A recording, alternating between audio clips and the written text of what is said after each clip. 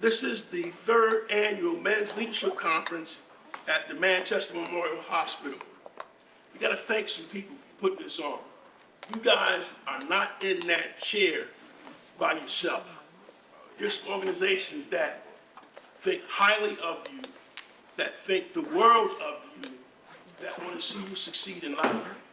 And they are the Manchester Rotary Club, Kappa Alpha Psi Fraternity Incorporated, Manchester Memorial Hospital, and Manchester Police Department. If there's any other organizations or sponsors I omitted, I am sorry, and we'll do it at the conclusion. So I'll make sure I'll circle back and get you.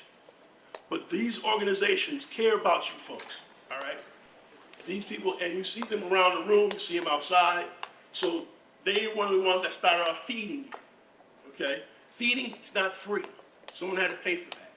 So these are the organizations that came together that thought it worthy to support this organization, to support this effort. All right, so next up, Liberty Bank.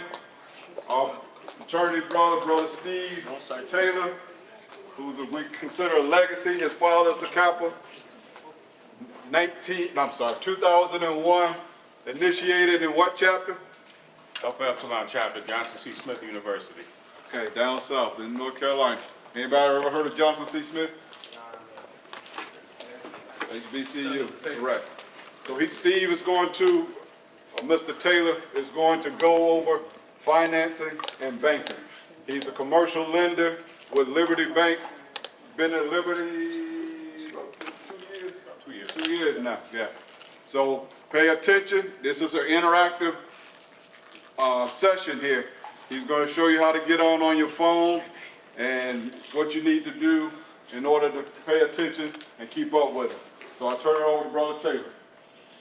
Thank you, Brother Sims. Again, my name is Stephen Taylor. I am a Vice President and Commercial Lender with Liberty Bank. But as it relates to my job as a whole, basically help individuals, families, and businesses reach their financial goals. So whether you got $1 or $1 million, I'm here to help you reach their short-term and long-term goals financially. So I got into banking. I've been in banking for about 15 years now. And I got into it because I wanted to have a career where I helped people and I wanted to be in a community. And that's exactly what I do in banking. I know Mr. Sims said I'm a commercial lender, which is part of what I do. But again, in general, I help individuals and families and businesses, of course, reach their financial goals. So I'm passionate about helping others do that. And that's why I got into banking. My first question for the crowd is, raise your hand if you know the difference between needing something and wanting something. And anyone with your hands up, who wants to tell me what the difference is? Needing something would be like a necessity. But needing something would be like something that you need to like survive or something. And wanting something would just be something like you want to enhance your life as a person. That's honestly one of the best answers I've heard when I asked that question, because that's exactly it. When it comes to finances and budgeting your money, always ask yourself, do I need it or do I want it? Because 9 times out of 10, if you want it but don't need it, probably don't need to spend that money. Now, it's always good to treat yourself every now and then, but when it comes to budgeting, you have to be disciplined with that. So again, always ask yourself, if you're buying something, if you're going out, is it a need or a want? Especially when it comes to saving money. Mostly a want. I mean, obviously, if you don't have food in the house, you got to go to the grocery store and get food. That's a need. Does anybody want to give me an example of what budgeting is? Go ahead. Restricting your money so you can save for something. Great. Just save in general. Yeah, that's great. That's basically what it is. And I want you guys to remember this rule. 50, 30, 20. Who said that? Whoever said that must know what I'm talking about. Or at least a little bit what I'm talking about. 50, 30, 20. So 50%, for example, of whatever your paycheck is, when and if you're working, you want to put 50% into your savings. Okay? So just using basic numbers, you make $100. What do you want to put into the savings? 30% is for needs. Good example. And 20% is what? What did we talk about? Kind of wants, right? So not to say that you don't deserve to enjoy yourself every now and then with those wants, but when it comes to budgeting, I want you guys to keep in mind that 50, 30, 20. 50% is what? So you make $100, how much is going into savings? 30s for what? 30s for what? Needs. 30 for needs, like what? Bills, Healthcare. food on your table, stuff like that, right? And 20% is what? Wants, right? Drip, right?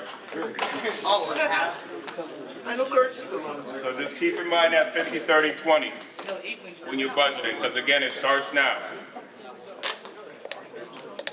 So financial literacy.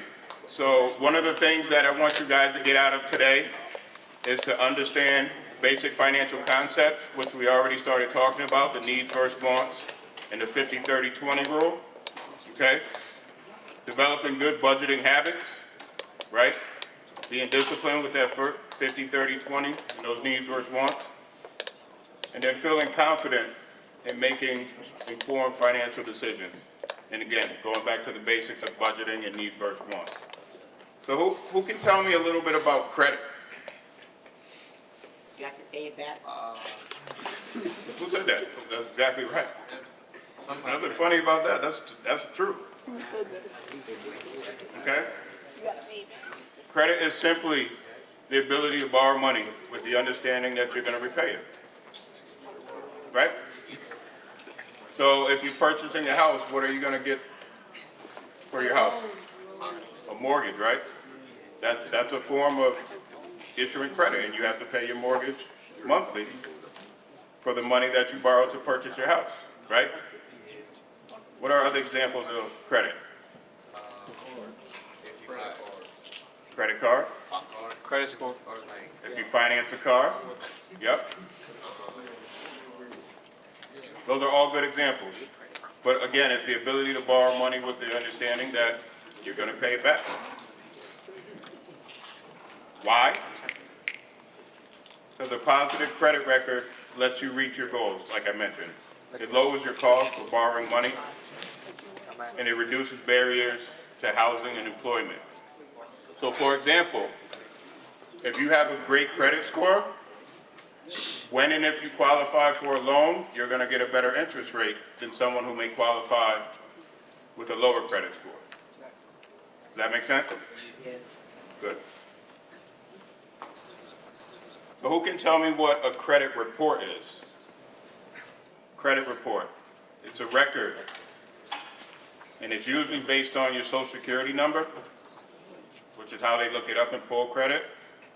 But it's a record of your bill paying history, public record information, and anytime you try to apply for a loan, it's going to show up. So why do you need to have good credit?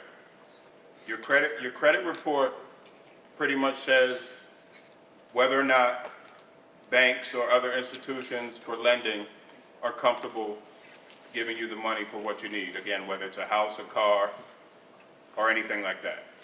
So it's important to understand not only what credit is, but how to maintain a good credit score. Because you don't want to ruin your credit now, then, I don't know, 10, 15 years down the line, you go to purchase a house, they pull your credit score, and it doesn't look good because of mistakes you've made in the past. So this is the perfect age for you guys to start not only building credit, but learning how to budget better and be disciplined with your money. So does anybody know what the average, and I don't expect you guys to know your personal credit score because of your age, but just so you guys are aware, take a guess. Who wants to take a guess on what the national average credit score is? Average. 680. 40. So you guys are familiar with, okay. A little higher than that, but go ahead. 500. A lot higher than that. Average. 740. 620. 750. Oh, you said higher. 7-Eleven. Average is good. 7-Eleven is the national average credit score. Now, again, because of you guys' age, you may have not established credit yet, but you can always get a free credit score. Okay? Does anybody know what their social is? Yeah. No. I'm here, so trust me. But you can go to like a freecreditscore.com and check your credit score. Some of you guys may have established credit and not even know it. But what's the average score? So when and if you look it up and it's below 7-Eleven, Gotta get that out. just know you're below average. And you need to start building that for future needs. And then there's what we call a mix of credit. So let's say you have a credit card. How much of the card limit you're using? Okay? Because if you have 2 credit cards and they're maxed out, it's looking like you're gonna need that money, so how are you gonna really, pay back your bills? So you don't wanna maximize your credit cards. You wanna use it, but you wanna have a little cushion there, not only for that reason, but for emergencies in general. Super important. So let's say you're below that average 7-Eleven credit score. What are some things you can do to build credit? This is important. Any example of what you think you can do to build credit? Assets. Who said credit card? Correct. But again, not maxing it out and making sure you're paying it back on time. But yes, a credit card will definitely help build your credit if you're budgeting correctly and using it properly and paying it back on time. Definitely. Anybody else? No. Examples? Make loan payments on time, right? So if you get a car, you got car payment, you're gonna pay those car payments on time, right? So going back to the credit cards, we don't wanna max them out. Another way to build credit is you wanna keep a balance, but a low balance on your credit card. So you still have a monthly payment, but it's not a high monthly payment, but it's showing that you're paying it back on time, right?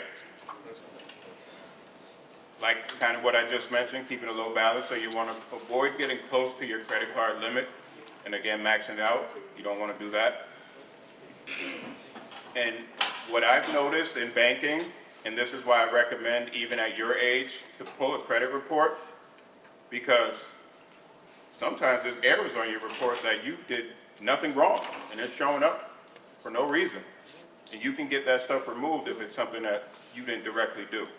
So you always want to take a look at your credit report, even if you haven't applied for any credit or anything like that. You want to make sure that everything on there is legit and there's no errors on there. So income. Raise your hand if you're working. I know you are. Raise your hand if you got a job. Okay. What are ways to increase your income? Having multiple sources of income. Minimizing expenses, right? What are some expenses? Examples of some expenses? Try clothes. Clothing. We talked about it already. Unnecessary subscriptions.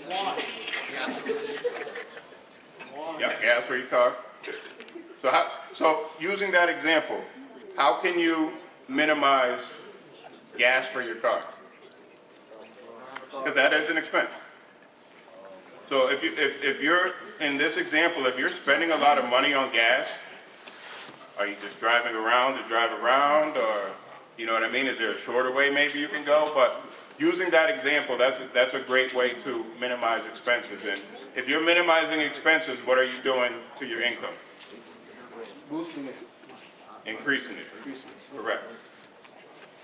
So keep that in mind, and that sort of goes along the lines that what our original discussion was with needs versus wants. So some ways to save. Saving will increase your income, right? So what are some ways to save money on expenses again? Yep. Comparing prices, looking for discounts.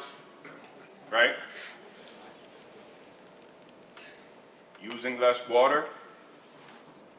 I know you guys probably don't pay the bills in the house, but using less water, less electricity, less gas. You know, growing up, Dad always said, turn the lights up, stuff like that. Because you're saving electricity, which is increasing your income. So the more you minimize expenses, the more money you'll have, and the more that 50% you can put towards your savings, right? 50, 30, 20, 50's what? 50 saving, 30's what? necessities, 20's what? 20s. You'll have a good time, for the most part. Because again, if you're working and not enjoying yourself a little bit, I don't think that's right. I think you deserve to enjoy yourself a little bit, but not overdo it. So keep that 50, 30, 20 rule in mind. Who here has a bank account? Good. What type of bank accounts do you have? Checking, Checking? savings. Why do you have a checking and savings? Checking for the ones that I Speak up so they can hear you in the back. checking for what I can use, and then savings for like college, my car. 50? Good. And I always recommend, if you don't have a bank account yet, or if you just have a checking account, or if you just have a savings, I recommend both a checking and a savings account. Keeping it separate. I like to call it, you know, kind of out of sight, out of mind. So for me, for example, I have a direct deposit. A portion of what I get paid goes directly to my savings. I don't even see it. Don't even think about it. And then the rest will go towards that 30, 20 for bills and needs and wants. But if you don't have it yet, set up a savings account. Don't get any card attached to it, no ATM card, checking, debit card, none of that. Have that savings account, put that 50 in there of whatever your income is, and keep that 30, 20 in the checking account, okay? That way you won't be tempted to spend it, you won't have too much access to it unless you actually go into the bank, and things along those lines. And that's how you're gonna build your savings, okay? So definitely keep that in mind. And the last thing I wanted to discuss, short-term goals financially, long-term goals financially. So when I say short-term, next year or two. When I say long-term, next 3 to 5 years. And kind of what your goals are for short-term and long-term wise. So who wants to volunteer and give me an example of what some of their short-term financial goals are? Car. Buy a car. Okay. Now, buying a car, what's your short-term plan for that? Save like 70% of my. That's a great short-term goal. I saw you in the back. That's one. That's one. Well, I thought you had your hand up. Anybody else? What's some of your short-term financial goals? No one has short-term financial goals, except Joel. Go ahead. I want to save like 10K. Okay, what's your plan for that? Are you looking at That's how you're gonna get there based on your income? Yeah. Okay. That's the plan you have to have in place, okay? So you can have goals, but without a plan, it's gonna be tough to reach that goal. Any other examples of short-term financial goals from anyone? Go ahead. Save for a car. Save for a car? Okay. What's your plan for that? But save to like 1,500. But I'm gonna do that 50, 30. Mm-hmm. Yep, there you go. And just keep that in mind. And now going into long-term financial goals. And when I say long-term, next 3 to 5 to 7 years. Who wants to give me some examples of what their long-term financial goals are? Saving to pay off the first 6 months of a house. Really? That's good. Did you guys hear that? And that's important, and I'm glad you brought that up. You always want to have a cushion for an emergency. And you reminded me when you said you want to save up at least 6 months of what your monthly housing payments are going to be, right? That's perfect. That's great, because something can come up unexpected, but you're going to have that cushion. So that's great. That's important, because it starts now. And Joel, using your example, that's got to start now, because if that's your goal and that's your plan to reach your goal, you got to stick to it, because 7 years down the line, you want to be disciplined now so you can say, I achieved my goal because I stuck to it, I budgeted it correctly, and I kept that need first wants in mind, and I kept that 50-30-20 in mind. So good. So for those of you who may not have one, think about it. Consider it. Think about credit, what we discussed today, and building it now. So that way your long-term goal, you can save up that money, Joel, right? But if your credit, going back to what we discussed about credit, isn't where it should be, you won't qualify to get that house. You may have those 6 months of mortgage payments saved up, but if your credit isn't where it should be, obviously I'm talking to everybody, then that needs to be part of your goal too, right? Any other questions? Were you gonna cover investing? So investing, great question. And this kind of goes back, because of you guys' age, you got to start somewhere, right? So start with that savings account. The reason being is you're going to get interest on that savings. You're not going to get interest in a checking account, okay? Who wants to give me an example of what interest is? Go ahead. If we get a loan, they're gonna charge you interest because they need to make their money back in some type of way. Yeah, you're right. That's a great example. Did everybody hear that? Yeah, actually. That's great. Who wants to tell me about interest in a savings? The savings, like, you put money in it and say it's like a 3% interest. It's gonna, over time, it's gonna keep multiplying. You're gonna, yep, exactly. Exactly. You're gonna get 3% interest on that money that you have in that account. So that's why, another reason why I recommend putting your savings into a savings account is because it's gonna build from the interest that you're getting on it. Whereas if you keep it in just a regular checking account, you're not really gonna get any interest on the money that's in there. So yeah. Direct deposit? Yep. So most employers nowadays offer direct deposit. And going back to the example I used for myself, kind of out of sight, out of mind, you can get your direct deposits, certain amounts into different accounts. So I have a certain percentage of my paycheck going to the savings account. Direct deposit, automatically, don't even see it. And it's going into an account that has interest. So not only am I not thinking about it because it's out of sight and out of mind, I'm getting interest on it too. So it's kind of building almost by itself. And I, keep adding to it. And that goes to your plan of having that, 6 months mortgage payment ready to go for your long-term goals. I want you guys to get that fundamental understanding of starting your savings if you haven't started one already and building it.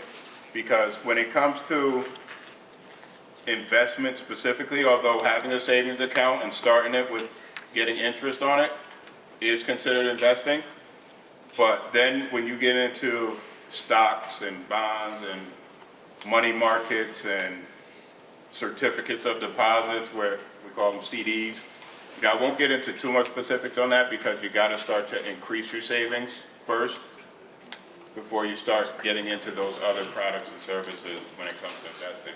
So that can maybe be a short-term or long-term goal for you guys, is you want to start investing a lot of your money. But you got to start in that savings first and build it. Once you start to build it and you get to a certain threshold, that's when you really want to start looking into investments, because there's investments that are risky, that may get you a better interest rate, and then, less riskier ones that may get you a lower interest rate. But, going back to the basics, just start developing that savings if you haven't already, putting that 50 in there, and keeping that 30/20 in the checking. So, 5 things. 5 of the most important things that we went over today. Who wants to name one? Louder. Credit. Budgeting. Investing. We didn't get too much into that, but starting that savings and out of sight, out of mind, definitely. Huh? Yep. One more. One more thing. Credit. Thank you. That's what you're saying. Thank you. Is there anything else today that you guys wanted to go over? Like I said, I wanted to keep it as basic as possible because you guys are at that age to where it starts now, okay? I don't want 5, 6, 7, 8 years down the line, you guys regret for not starting now, okay? Budgeting and credit and everything else we discussed. Start now.